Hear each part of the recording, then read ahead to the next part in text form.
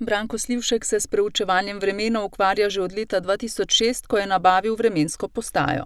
To je še od stare postaje oddajnik, ne obratuje več.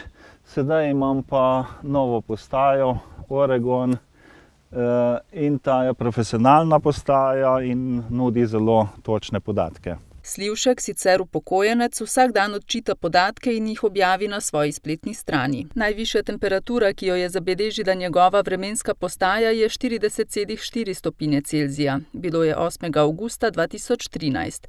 No, v letošnjem poletju tako visokih temperatur nismo imeli. Letošnje poletje glede na lansko leto odstopa toliko, da je letos bilo 30 dni nad 30 stopinj vročih dni. V lanskem letu je bilo pa 65, tako da je enkrat manj vročih dni. Sokrajani ga pogosto sprašujejo, kakšno bo vreme. Ga pa tudi redno opazijo pri vremenski postaji. Količino padavin meri s pomočjo lijaka.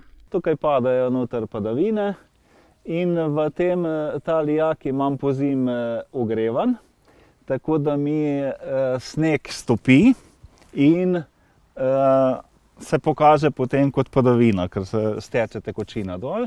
Brezžični oddajnik prenese podatke v računalnik. Meri tudi veter, ki je na stebru 10 metrov višine.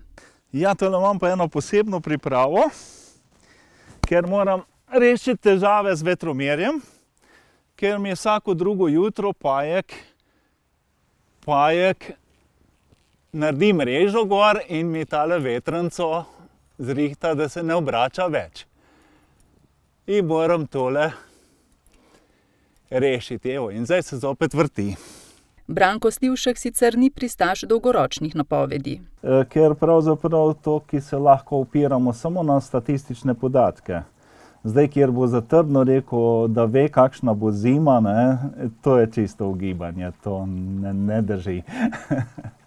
Zato nam je raje zaupal napoved za ta teden. Predvidevamo, da bo ostala temperatura nekaj čez 20 stopinj, ampak to je kar prijetna temperatura.